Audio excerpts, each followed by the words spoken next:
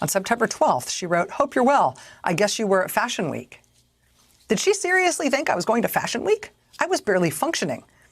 I wrote back, "No Fashion Week for me. I'm dealing with back to school and doctors and paperwork." The paperwork in question was me collating and compiling a complete record of every email, text, and phone log from the day I joined the inaugural committee until now. I was compiling it for the U.S. District Court for the Southern District of New York. I told Melania, quote, "I'm always thinking of you, my dear sweet friend. I miss you."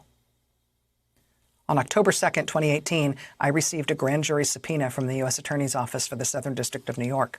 I also received a sealed order issued by the U.S. District Court for the Southern District that prohibited me from disclosing, among other things, the fact of my subpoena for 180 days. I couldn't breathe a word to anyone for months because this had to be kept confidential from the inaugural committee and from the White House. The investigations were underway, and they couldn't know. I wasn't allowed to tell anyone, and that included Melania. On December 13th, 2018, the news came out that Manhattan federal prosecutors had opened a criminal probe into the inauguration spending and into whether some of the committee's top donors had traded cash for access to the Trump administration. The accounting didn't delineate where and how the donations had come in. Investigators were looking into whether extravagant donation packages offered FaceTime with officials and if selling access explained the Trump inauguration's record-shattering $107 million cost, $50 million more than any other inaugural ever. She says, quote, "My second subpoena came from the House Permanent Select Committee on Intelligence. The third subpoena came from the District of Columbia. I cooperated fully with both. These investigations are still underway."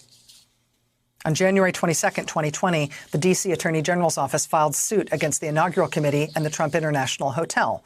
The charge was misuse of nonprofit funds, which they'd used to pay outrageous fees to the family's own business.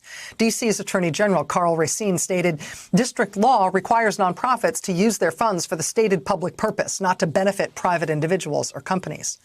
The suit cited emails between me and Rick Gates. The details are stomach-churning. The hotel wanted to charge the inaugural committee $3.6 million for event space, food, and drinks over 8 days. The inaugural events only spanned 4 days. The amount of $450,000 per day was, quote, "significantly more than the Trump Hotel's internal pricing guidelines for use of this event space," per the lawsuit. The Trump Organization called the lawsuit a PR stunt and vigorously denied any wrongdoing. There was no comment publicly from Team Tom Barrack. But Stephanie Winston Wolkoff writes in her new book, quote, "I can say now that my official comment is, you go, D.C. Attorney General Karl Racine."